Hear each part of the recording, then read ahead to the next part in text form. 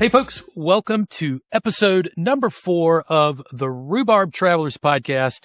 We are recording this show on Wednesday, October 22nd, 2025. I'm Blake, and as always, I have with me Damon. How you doing this week, my friend? It's been a busy week, but I'm excited to talk about my Halloween episode. I always like to go to one of the haunted houses, and this year we went somewhere new. Which is great. It was very exciting. And there's a lot of news this week. You know, being an every 2-week show, I think that things pile up this time. Yeah, they pile up for sure. We got jammed up. And I still haven't announced my, super cool thing that I'm going to be doing on TikTok and Instagram Reels, but I think it will be for after this episode. Okay. Because I was trying to clean out the room, and then I realized I'm running out of room in my attic, and I couldn't even get the stuff. Normally what I'll do is a kid, when the parents ask them to clean a room, just throw everything in the closet. I throw everything up in the attic, but yeah, it's so packed. I can't even throw everything up in the attic. I'll get to it later. Yeah. So where I wanted to record is kind of jammed up. So I'm getting there though. I'm getting there. Okay. Well, folks, before we start with our news and tips for the day, we want to thank our Patreon subscribers. Folks, this show could not exist without the generous support of all of our Patreon subscribers. And today we are going to give a shout out to Kevin L., who is one of our subscribers and also a member of the Facebook group. And Kevin, in your honors, because you are a subscriber, we're going to give you the first question of the day when it comes time for listener questions. So I like to hear that. There we go. So folks, if you are interested in becoming a Patreon subscriber, please go to patreon.com, do a quick search for Rhubarb Travelers and sign up. It helps keep the lights on and it helps pay all the server fees for us doing this. Cool. And join the Facebook group too. And join the Facebook group too. Absolutely. Absolutely. All right. Let's get into some DVC news and tips. Not a whole lot, for these last 2 weeks.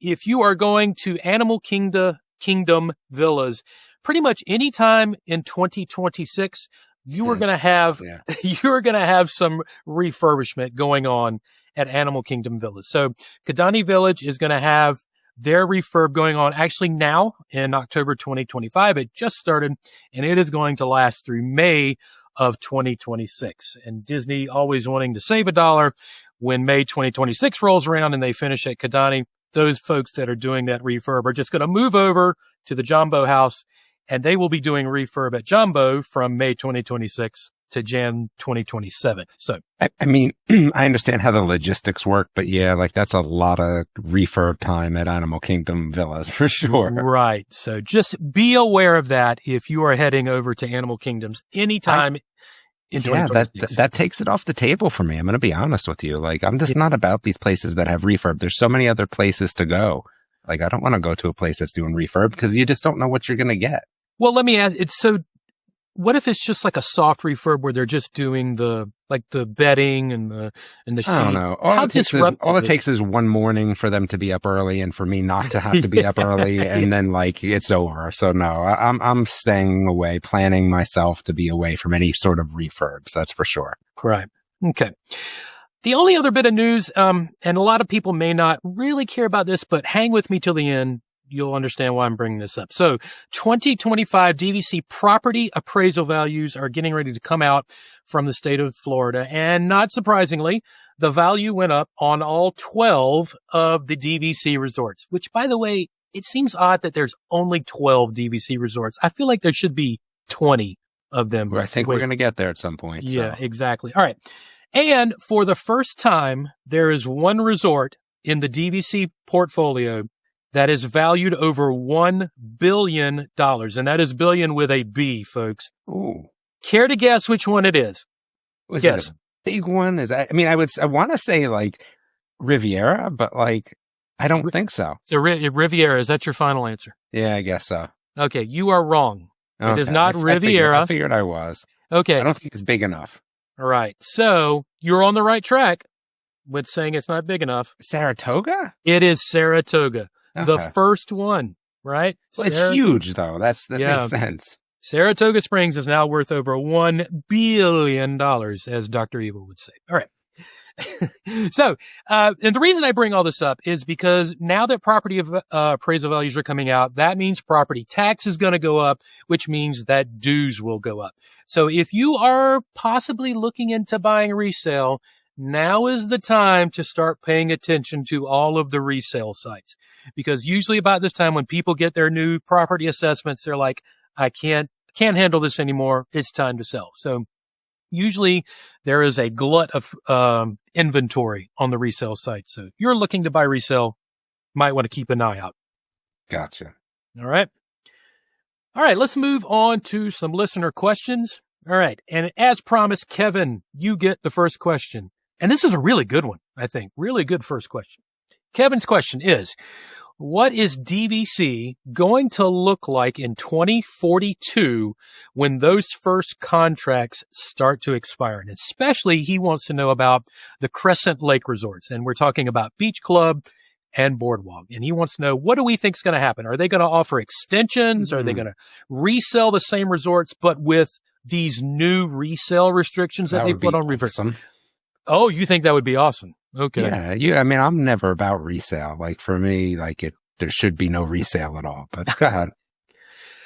Well, then he says, do you demolish it and build new resorts, or do you demolish it and extend EPCOT? Because they literally back right up to EPCOT.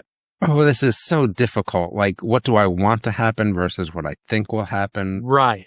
What do you think? I mean, I love Boardwalk, but again, I love Boardwalk. Even at the same time, I would say that it's always a little musty smelling over. I mean, I think that I would say I would love like a total refresh. Like you don't need to demolish them, but like a big refresh. And then at that point, like what you would do is you just resell them with the resale restrictions. That's what I would like. Do I think that's going to happen? I don't think so. I think that they're just going to offer extensions to people. I think that will definitely happen.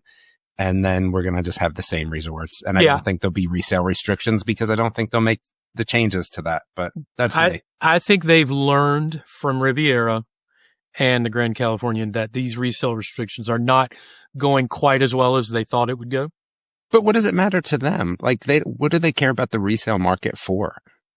I mean, it's not like people aren't buying it at the end of the day. Like, I mean, resale for them is just whatever. Like, I don't necessarily. Well, because if they add on those restrictions, then people might be a little wary of buying first time.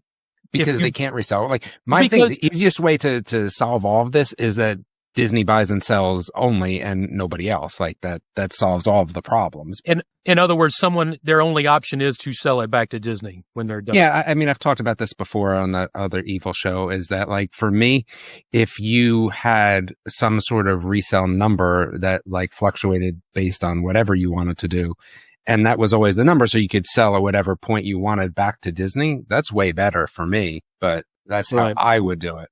Yeah. I think you're right. As far as offering the extensions, that is the most logical answer. Yeah. I think they will offer. Well, but then it's logical, depending on what they decide to do, right? If they decide to demolish, right, they're not going to do that. But the extend EPCOT thing, though, has me intrigued. Like, I didn't really think about that. Like, if you got rid of those resorts and extended EPCOT, like, what would that mean? But if they get rid of resorts, I just feel like that's just that's literally throwing money in the trash, which I don't think that they're. Yeah, I don't think they will do that either. I wouldn't mind seeing a retheming of take one of them, maybe extend contracts on one of those resorts, and then completely retheme the other resort. But Beach Club, everyone loves Beach Club. And again, I do like Boardwalk minus the musty smell, but I heard recently that it's not such a big deal after they did that previous refurb. So Right. Okay. That was a good question right out of the gate. All right. Chris from the group wants to know, is there a ride or attraction you and your family must do every trip, regardless of how many times you've already done it? I mean, for me, it's Small World, but like, that's just me. I don't know if anyone else in the family would agree to that, but that's just like, for me, what I would say. You and my wife are in the same boat. Okay. See what I did there? And you see what I did there? Yeah, I see what you did. Let's see. The other thing that my wife always has to do is the Festival of the Lion King over in. Oh my goodness, that would drive me crazy. Oh my goodness, it's a that great would drive show. me crazy. For me, my two must-dos are always Rock and Roller Coaster and Tron, just because I like launch-based coasters. So gotcha. Let's see. All right. No. Steve G wants to know, do you follow anyone on YouTube for going to the parks? No, because I don't think that people should be filming in the parks like that. Like, to me, that's just annoying. So, right. No, I don't follow anyone because I will not be part of that. And I don't follow anyone either, but I think it's more for, I don't want to get anything spoiled. I'm not big on spoilers. I mean, it's funny because I say that, but I do watch them. Right. If I was to say there would be nobody that is just a Disney person. What's that dude? I think DZ. I watch him, but yeah, nobody specifically Disney. It's more of people that go to multiple parks, I think, for me. But again, like, yeah, I don't like that. I'd rather people didn't film in the parks. So yeah, I agree. This next one is all you. Like, I have no interest in that. All right. So Philip A wants to know, what is the purpose of the large wooden ship that sits behind the amphitheater in America in EPCOT? Is it ever used for anything, or is it even moved? All right. So Philip, I had to do a little bit of digging. So it turns out that this wooden ship behind the American Gardens Theater, which is what that amphitheater is called, in EPCOT's American Adventure Pavilion, is a replica of a 1776 Continental rum runner sloop named the Golden Dream. And its purpose there is to serve as a tribute to the ships that helped found the American nation back in 1776. So this ship represents the Continental Army's naval efforts during the American Revolutionary War. And it is historically accurate. So the sloop was designed and built by daring fine art consultants for Walt Disney World in 1993. So it hasn't even been there the entire time that EPCOT has been operating. And it was built to be an accurate replica of vessels from that time period. And there's actually a connection to the show that is put on every day in that amphitheater. You know, the ship is named after the song Golden Dream, which is featured in the finale of the American Adventure attraction inside that pavilion. So the next time you go watch that show, just that last song, the Golden Dream, the boat behind it is named after it. Now, one other little interesting tidbit. This used to be a free-floating traditional ship that someone could have hypothetically sailed around, right, within the lagoon there. But it was damaged by Hurricane Charlie back in 2004. And since then, it was restored and placed on a flotation unit to prevent further storm damage. So it's not a free-floating ship anymore. It actually has something underneath it to help it float. So, Philip. All right. I'm there you go. Are you awake now? Now that you're done, yeah. People come for a Disney show and they get a history lesson. That's good. All right. I like this next one though. So okay, Philip, you have Damon's interest. All right. Yeah. So Philip asked, the wife and I, which I'm assuming just really means the two of them. Interesting. Wife and I have tickets to Epic Universe on a Wednesday in mid-November. So they're going in less than a month. Although we don't live far away, we don't frequent Universal all that much. And so here's our question. Do we spend the $500+ for 2 express passes, which will pretty much guarantee we can do everything in a day, or do we risk it and do the hustle? So, I mean, I live this, right? And for me, I did not want to risk it. And here's the other thing. For what I enjoyed about the express passes is that it allows you to do, if it's a not busy day, right? 'Cause you're talking about a Wednesday in mid-November. Hopefully it's not going to be super busy for you, but it allows you to do things twice that you really enjoyed. Exactly. We don't go to Universal that much. So it was like, well, yeah, I kind of want those express passes so that I can make sure I get everything in just in case, because I won't be back for a while. But also it was nice to do things twice, right? Something that you liked, you go, oh, cool, I have an express pass for it, I'll do it twice. Things that you did an express pass for and didn't enjoy that much, you could just be like, all right, I did it and you're done, right? Like I would say if you're not going to go again for a while, then it's money well spent. Absolutely. To me, the overriding principle is your time is worth something, right? So you can either spend it riding or you can spend it staring at a queue line. I mean, we got lucky. We were on a day in August. It was hot. It was nobody there, and we probably didn't need them. But again, for us, it was the double up factor that was really well worth it. Plus, when you start to get a little tired, we're like, okay, well, yeah, I don't want to wait at all. Right? Where it's like, man, even 40 minutes, which is not a long wait at a park, you're just like, oh, it's nice. I don't have to wait that 40 minutes. When you're on day 6 of 7, that 40 minutes can mean. Or when it's just hot or you're just tired or just whatever the case may be. So yeah, I would agree. I would do it. But that's like kind of how I like to do parks, right? Like just give me whatever I can purchase within reason. There's craziness that I just wouldn't do, but within reason. Yeah. Yeah, I would agree. And so, Philip, I think we're both in agreement. Spend the money, get the express passes, especially if you haven't been on some rides recently, like Velocicoaster. To me, like the first ride of that. You're just going to Epic, man. Oh, that's right. It's just Epic. Oh, yeah, that's right. I forgot that.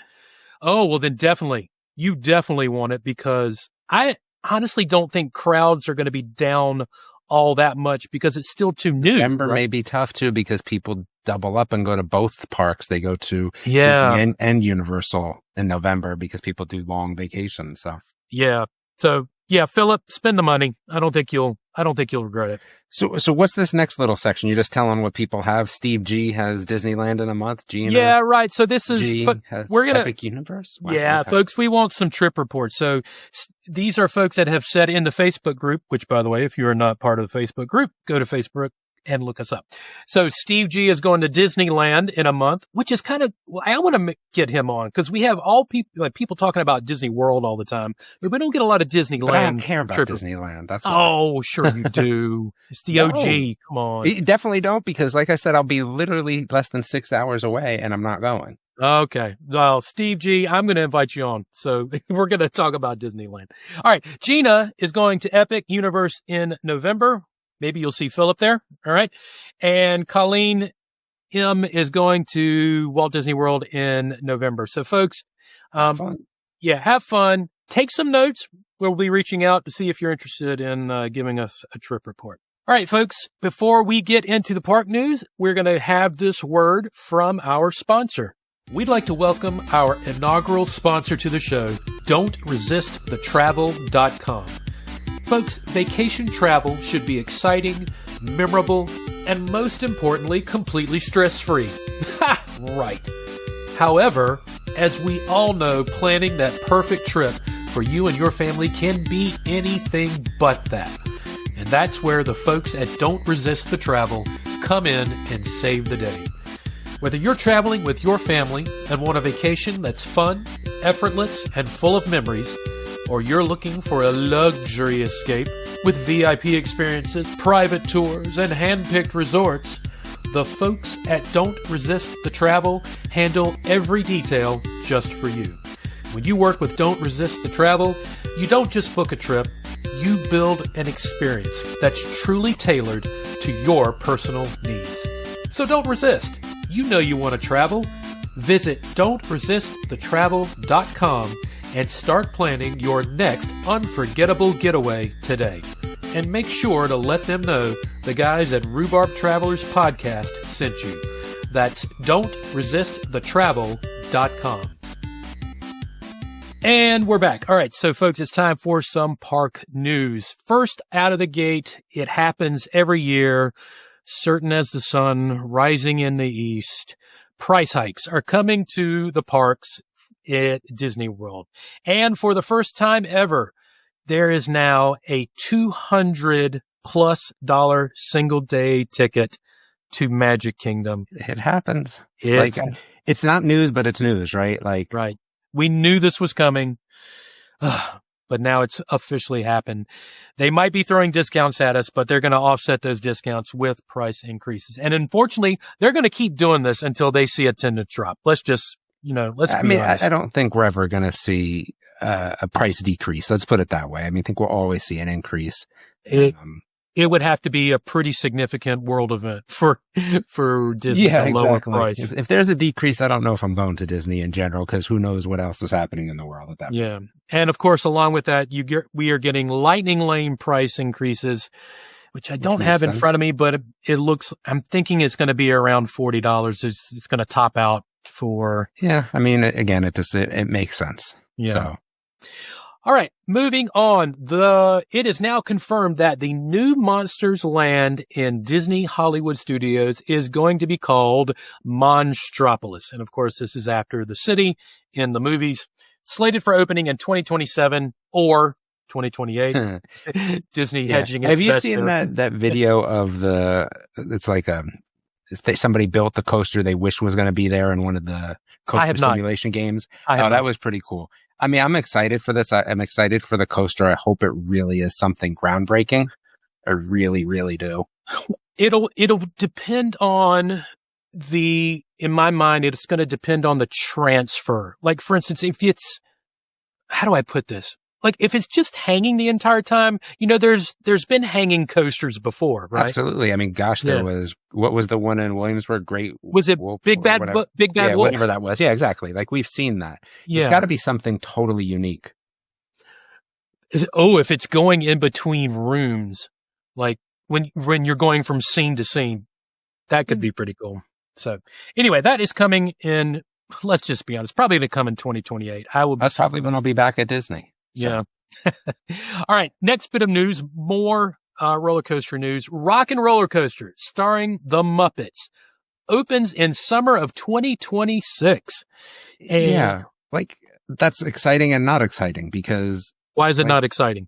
I don't know. Like, I've ridden that coaster. Yes, the theming will be different, but it's just such an overlay. Like, I was excited. Listen, I am excited because the Muppets are going to be somewhere. There's no doubt about that. And what do you have in here? Gonzo's going to be an animatronic. So there, as well. Right. Okay, so Gonzo's going to be an animatronic. There may be other. Scooter is rumored to be an animatronic. And from what we are reading, it looks like the basic premise of the ride is going to be the same. What's the name of the band? I keep forgetting. Aerosmith? No, the Muppet Band. What do they call themselves? I don't know. Whatever the name of the band is, they're going to be late for a show. Kermit's going to come in and say, "What are you guys doing here? Get to the show." And then it's the same premise. So, and that's why it's kind of like, to me, it's Dr. Teeth and the Electric Mayhem. Dr. Teeth, and there you go, Electric Mayhem. But to me, it's like, yeah, it's great. And yes, the Muppets are going to be there, but yeah, it's going to be the same ride, man. Well, yeah. It's not like that ride was super themed, right? It was all about the pre-show. It was the pre-show, and it was an over blink and you'll miss it type ride. So it's like, yeah, the pre-show better be really good, but am I excited for, like, really at this point what you're talking about is a YouTube clip? Yeah. I mean, kind of. Yeah. I hope again, what I kind of put things into these buckets of, it's cool, but it's not making me go back. Like, that's how I put Tron in that same bucket, where, like, Monsters Land is like, yes, I'm gonna go, right? Like, because it's going to be something brand new. Like, Tron didn't do that for me. Really? Tron didn't do anything for you? No, like, it's a roller coaster that's just a roller coaster. Like, cool. Like, I'll go and see it, and I'm sure I'll enjoy it when I go, but it doesn't drive me to go to the park, where I think things like Monstropolis will drive me to go to the park. Cars Land will drive me to go to the park. You get what I'm saying? Yep, I get what you're saying. Yeah. Which, by the way, we're going to pause here for a minute and talk about Tron. Man, I am so disappointed. Tron Ares has flopped. I told you the movie was going to be terrible. I know. I said, yeah, why are they doing these movies? Like, they're trying so hard, and Tron deserves a good movie, and now Tron deserved him. Like, Tron was good because of when it came out. Yeah. That's the thing. Like, it was cool and new. Like, when you saw a lightsaber for the first time, it almost wasn't even about the movie. It was about the lightsaber. And Tron was the same way. And, you had that, again, like, arcade was culture. So you had that game in the arcade with the discs and the things and the big control. You had a lot of, like, culture around it, and it's just not it, man. Yeah, it just doesn't exist in this world. I'm sorry. Yeah, and so Disney has now officially put Tron on the back shelf. It's over. Like Indiana Jones in scene. They're putting it in a warehouse somewhere, and we're never going to see it again. Daggone it. All right. Anyway. All right. Moving on. So there are animatronic updates coming to the Frozen ride in Epcot, and they mainly revolve around the face area of the animatronics. I like this. Yeah. I mean, I thought it was really cool when Frozen first came out, right? Because it was something different with the projection faces, and it was groundbreaking when it opened, right? When it opened. Pretty darn cool. But since then, Tokyo Disney has gotten better animatronics, and now the folks over at Epcot are like, hey, we kind of want that over here in Florida. Yeah, and even with some of the other parks that have really great animatronics, it makes it look crazy. Like I said, when we were at Epic Universe, my wife was like, are those Death Eaters? Like, she thought the Death Eaters were people that came in and did that for the show, kind of like the Great Movie Ride. And I'm like, no, they're not. That's animatronics. And we're at that point now. So I agree with this. Yeah. I think this makes sense. But again, same ride. Yeah, I wonder if they're going to start layering in some AI stuff. You remember when we talked about it a couple of weeks ago with these animatronics? Yeah. I think it'd be cool. But I think it would also create this extra sort of, replayability, re-rideability. Oh, yeah. If we, were able to, they were able to kind of utilize what is going on in the boats and have discussion. You know what I mean? Like, it would be kind of cool. So we'll see. Yeah. Yep. All right. Staying in Epcot. This is probably the most awesome news ever. If you have not been on Facebook recently, Patrick Warburton has now put out a promo that Soarin' Across America will be coming to the ride. And I don't even have the date for that. My guess is going to be 2026. Yeah, 2026, I'm thinking. But anyway, we are going to get a Soaring specifically across summer America. 26, man. Yeah, summer 26. Be a little bit better in research. Come on. Man, I can't bat 1,000 all the time. All right. But that is super exciting, especially I hope they do another pre-show video with a now older Patrick Warburton. That would be good as well. I think they might. I mean, if they have him in, why not, right? Yeah, exactly.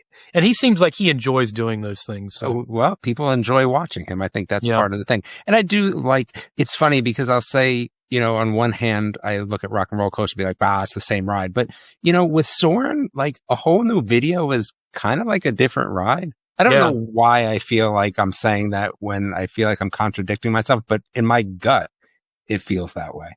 Yeah. Do you have a particular row you try to get on when you ride? Don't care. You don't care. You don't care if people's feet dangle in front of you. Nope. I'm good. All right.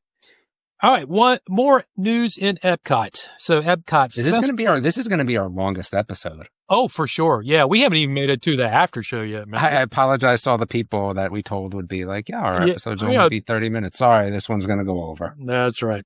All right. Epcot Festival of the Arts dates have been announced. It is going to run for 39 days from January 16 until February 23 in 2026. I like Festival of the Arts. I have not been to Festival of the Arts yet. I've not been there during that time. So what's your... There's just a lot of art. Like, I think I enjoy art. So it's always nice to kind of, take a look at what's going on. Sometimes they have some interactive art things. Right. Stuff like there's the scavenger hunt through World Showcase. There's just all different things. And you get a lot of figment. That's the nice thing. You get a lot of figment when you have Festival of the Arts. So it's definitely a dubs. My knowledge of Festival of the Arts is when I see photos of all the chalk art where people have drawn these elaborate paintings on the sidewalk with chalk that look realistic. And I think for Jeremy, there's going to be some Disney Lorcana events. Oh yes, Disney Lorcana. Jeremy from the group who is big into Lorcana. Maybe we should get him in to talk about Lorcana at some point. Anyway, as long as he doesn't come on with his Apple earbuds. The thing is, I wanted to learn how to play, and then I realized I just don't have that much time in my life. Like I really did. I did want to learn how to play, and then Yeah, I might take it up. My son is really big into games. My oldest son is big into games. So I mean, we're big into games too, but I can't have that sort of level of interaction. Like it seems like a lot. Right. Okay, then the last little bit of park news. A milestone has been reached for Disneyland expansion. The parking deck construction has commenced for their add-ons out there. And if you're not familiar with it, Disneyland is adding on to their footprint, kind of like what Universal has done, where they are adding in on land that is not directly connected to the rest of the park. So you're going to have to take a ride. I mean, it's not going to be across town, but you're not going to be able to walk unless they do some sort of skyway across it. So things are moving along over at Disneyland. All right. So folks, that is the bulk of the park news that we have, which means now it's time for the after show.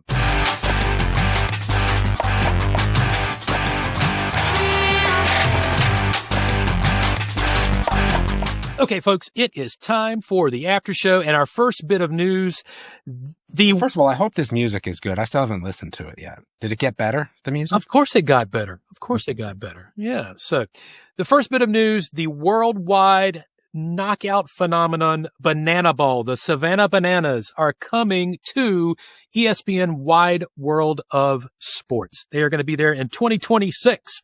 I think that's awesome. Yeah, they're going to be playing. We were talking, I've only seen it on TV, but it's enjoyable. I think that would be a good thing to do if you're coming for a longer trip. Yep. They're going to be playing an all-new team called the Loco Beach Coconuts at Disney's Wide World of Sports. So if you're going to be down near Orlando in 2026, just check dates. I don't think an official date has come out yet. They're just saying in 2026. So keep checking back. If you're into Banana Ball, you will have a chance to see it at Disney World. I don't know why these two things were part of the after show, though. I thought Disney stuff stayed in the... Well, it's not... Well, do you consider Wide World of Sports a park? I don't. Okay, I mean, I consider Disney news. That's okay. This next one, though, really treads the line, though. DCL stuff should be not part of the after show, I feel like, but... Okay, well... it's a we'll debate see. for another day. Another day. Another show, another day. All right, so... There's going to be a haunted mansion themed scavenger hunt type of experience on two of the Disney Cruise Line boats. They're going to be on the Treasure and the Destiny. There is a link in the show notes where it shows kind of what you are going to be doing. If you remember back to the Cards of the Kingdom, that playing card game where you would go up to windows in the Magic Kingdom and you would show your card, and different things would happen. It's going to be something along those lines. Right? You do need a Disney Band Plus, though, to do this. Right. Which is tough on a cruise, to be honest with you.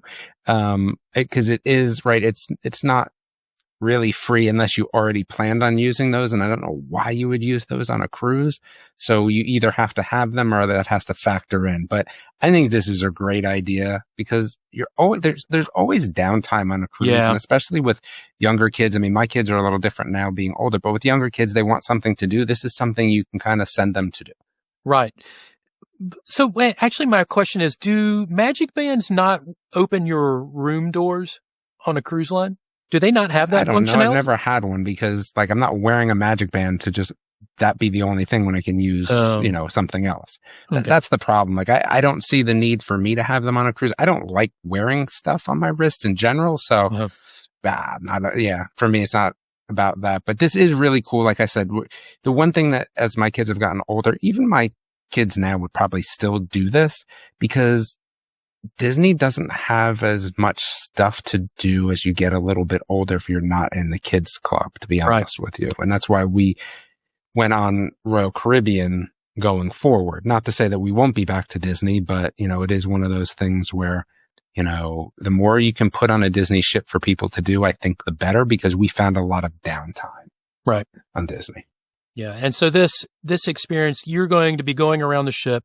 You will have your ghost host as your guide, and you're going to be solving Madame Leota's cryptic riddles to uncover haunted objects throughout the ship. And the videos that they're showing are, what you would expect, where there's going to be artwork that comes alive when you do your thing, as you are wandering through the ship. So And you will have this thing where you were trying to gather all the phantoms. It's going to keep track of your progress. They're going to gamify this experience. So it's going to be pretty cool. So if you're traveling on the Treasure, or what was the other boat I said? The Destiny. Destiny. Yeah, Treasure or Destiny. Keep an eye out for this. So it should be pretty cool. All right, let's get away from Disney for a few minutes, and we're going to talk about Universal. So Universal Kids Resort has now an update. For those of you that have not been keeping up, this is going to be the resort that's going to be in Texas. And it is going to be Texas. Yeah, Frisco, Texas. And it's going to be opening in 2026. Like that, it seems like they just announced this not that long ago. I would agree. I think they've been putting in a lot of work, though. Yeah. So they have announced the 7 lands that are going to be part of this new Universal Kids Resort. And here they are. I'm actually going to start with number 7 because it's the Isle of Curiosity. That is going to be your entrance area. So when you walk in, it will be this area that's kind of like, think of it like an Epic Universe where you're going to have the center area and you're going to be going off into different lands through portals. But then once you get out of Isle of Curiosity, I see Gabby there too. Yes. Yep. Gabby in the dollhouse. Gabby in the dollhouse. All right. So you have 6 areas then which is going to be, the first one is Shrek Swamp, where you are going to be interacting with the world of Shrek. Oh, this next one. Bikini Bottom. SpongeBob SquarePants will finally have his own land in a resort. It's going to be Bikini Bottom at Universal Kids Resort. Did you get into SpongeBob SquarePants? I never did. So my kids got into it later. So we didn't really let them watch it when they were younger. We didn't either. Attention span thing. Yeah. But then like all of a sudden at like 12, they're like, yeah, this is funny. So like they watched it later in life, I feel like. Okay. Let's see. This next one, I'm excited just because I love this. Minions Bello Bay Club. So we're going to have a Minions theme. I get the feeling that it's going to be kind of like, centered around where you have the good minions versus the evil. Yeah, it looks like there's going to be a raft water ride there. Yeah, it's going to be a water ride. Oh, it'd be cool if they had something where like you were, what's that thing in Universal where you're going through the villain con and you're shooting with the laser gun. I hope they do something like that. That's really This is going to be a water ride though. Yeah, but you could shoot it while you're doing the water ride. That would be fun. So. Anyway, let's see. Adventure Camp, Baby Dinosaurs. So you will do something along the lines. That show has taken off, by the way. Yeah. Yeah. Oh man. If they have a baby dinosaur animatronic, the line will be out back to Disney World, right? What's interesting about this rendition though is you have like, if you look at it, you'll see that there's like an adventure camp, right, with netting and things like that. But then over to the right, there's a little bit of a roller coaster. Yeah, you see that off to the right there. There's a small drop tower. Yep. By small, I mean kitty-sized drop tower. Right. Sorry, I can't help but make the connection. I wonder if they thought about, Disney is tearing down Dino Land. Maybe we should go see if we can get all that equipment for that. What was the boneyard? Yes. Get all that boneyard for pennies on the dollar. Anyway. Let's see. Moving on. Next land is Trolls Fest. There's going to be a land dedicated to the Trolls franchise. I guess that's cool. A lot of this looks like a lot of water stuff though, which is kind of cool. And again, looking, we see another coaster in these renditions, which are just conceptual at this point, but It doesn't look like there's going to be anything thrill wise. This is definitely geared towards younger kids. Yeah. You are going to be early teens and younger is who's going. I don't even know about early teens. Yeah. I think we're even younger than that, but yeah. But I think the water is also, all this water stuff is by design because you're going to be in Frisco, Texas during the summer. So we need something to cool things off. So, and then last, there's going to be a Puss in Boots Del Mar. So Puss in Boots from the Shrek. Started out in Shrek, but then it spun off on its own little franchise. Yep. So I never got into the Puss in Boots thing. So now when it was at the Gaylord Palms, they had a lot of Puss in Boots stuff there. We were there during that. It was Shrek and Puss in Boots. It was very interesting. Right. Because again, there was no spot for it like this. I'm excited for this. I think for younger kids, this is going to be really fun. Yep. So again, it seems to be opening amazingly fast in 2020. Well, you don't have anything like innovative in terms of rides, right? Like, I mean, not in a bad way, but just in a, like, you're not pushing the boundaries anywhere. So yeah, they have the blueprint for this. They can kind of bang it out. Right. Yeah.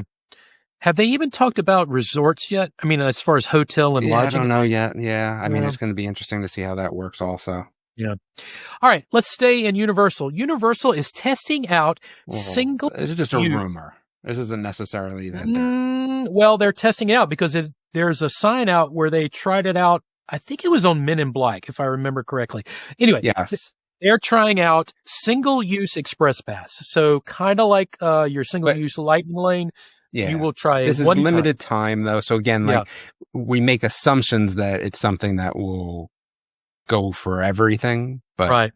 But you'd have to think if it's made it to the point, if it's made it to the point where they are putting it out in front of the public, they are fairly certain it's going to work, and they're fairly certain it's going to make some money. So this is interesting for me because we always stay at one of the Lowe's Resort hotels, the older ones, right, that have the express pass built in.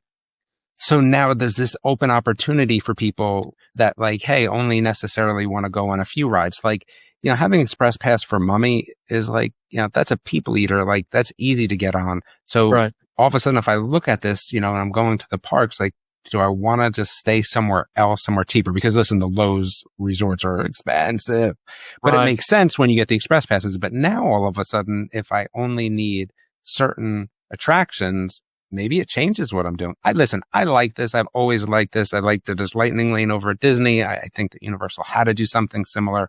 So I'm not mad at it. That's for sure. Yeah. And this goes back actually to Philip's question that he had about, you know, we're going on a Wednesday.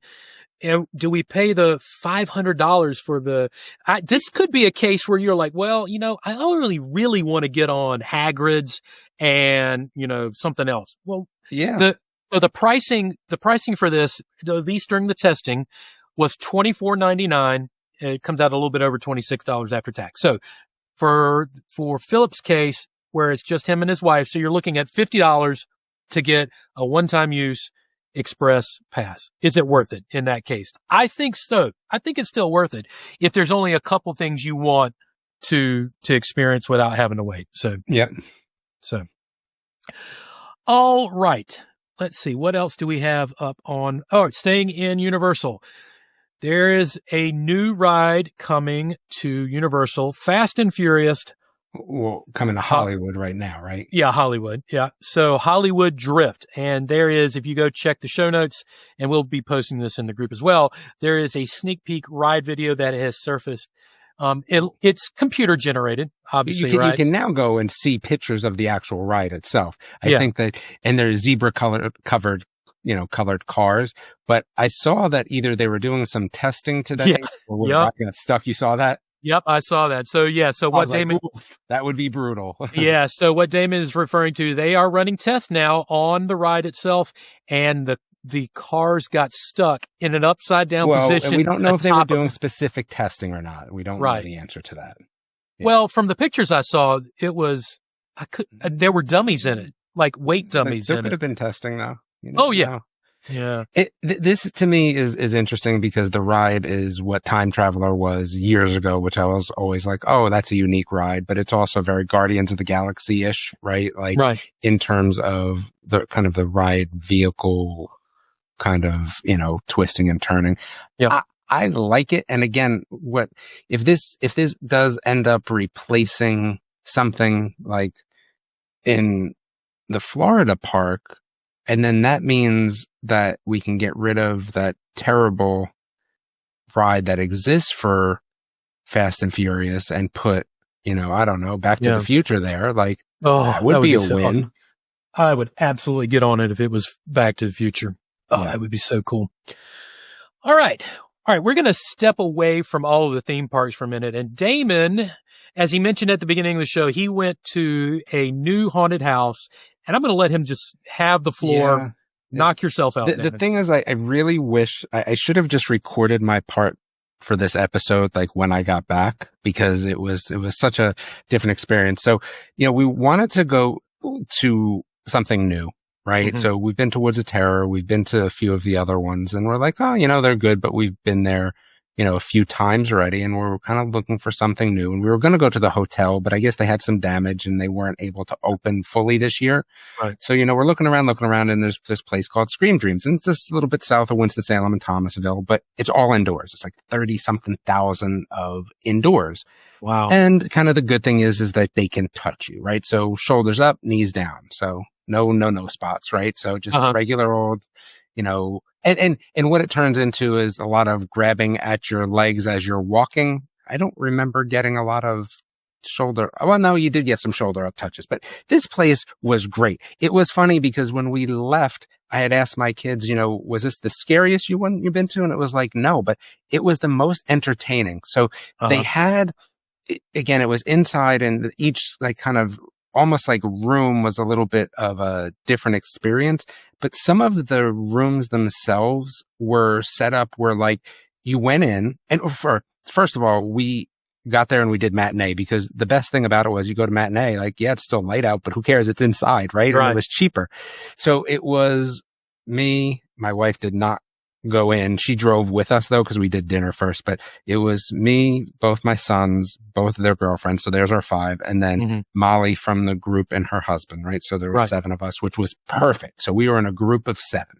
Okay. And, kind of you get in and, take a picture, which is always nice. And then you kind of going in these rooms, but some of the rooms were like their own experience. So there was one, a Beetlejuice room, right? Where you got to throw these, I guess they were stuffed animals and try to put them in the monster's mouth. And then like that, it was like a skit involved and things like that, which was phenomenal. The animatronics that they had were also like, they were on like, scissor lift bars. So like, you would be in there, and normally in animatronics like will pop up or whatever. But like, have you ever seen like the Spirit Halloween stuff where like now all of a sudden you like the thing pops up, but like it kind of goes like a foot or two? Yeah. Okay. Yeah. These though were set up where like they could pop up and go 10, 15 feet.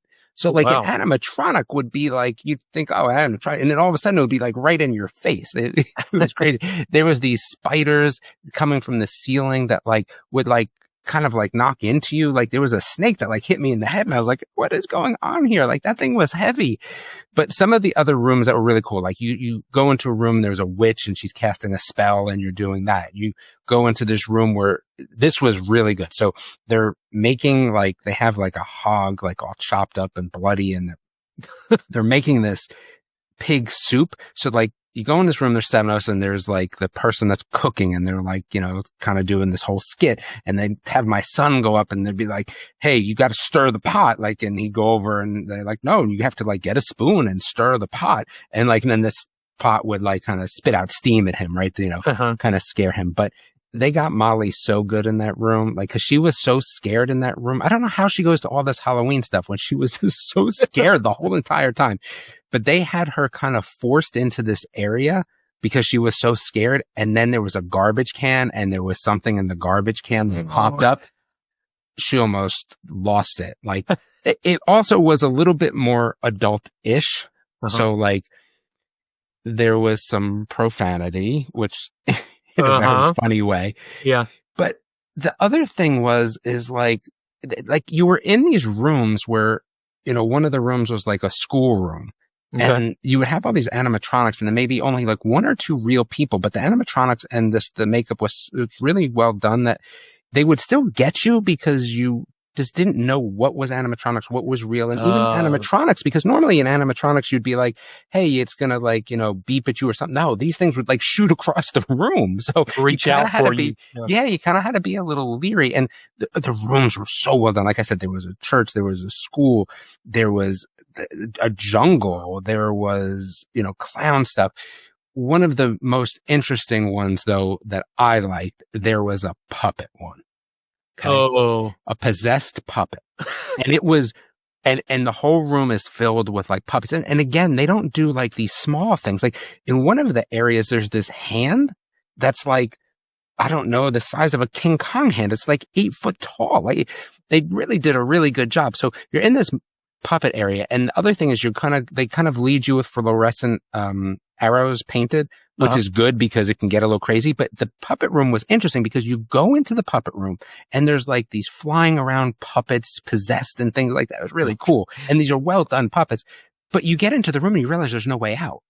And there's a puppet show going on. And the person that's doing the puppet show is like, at first you're kind of like, oh no, they can see us. And they're like talking to you and like making comments and like things like that. So it's really cool. But you don't know how you're going to get out. Anyway, after the puppet show's over, the door that they're doing the puppet show on actually opens and you kind of move through that area, which again, I thought was really well done. Again, entertaining, not necessarily scary. Now, I will say though, normally I get no jump scares, me personally. Right. They got me a couple times towards the end. I will say that. But in general, I normally don't get jump scared. But, and this is the funniest thing. So we go and again, they make you walk upstairs, which is very odd to me because it seems like it would be such a, in the dark. Disaster.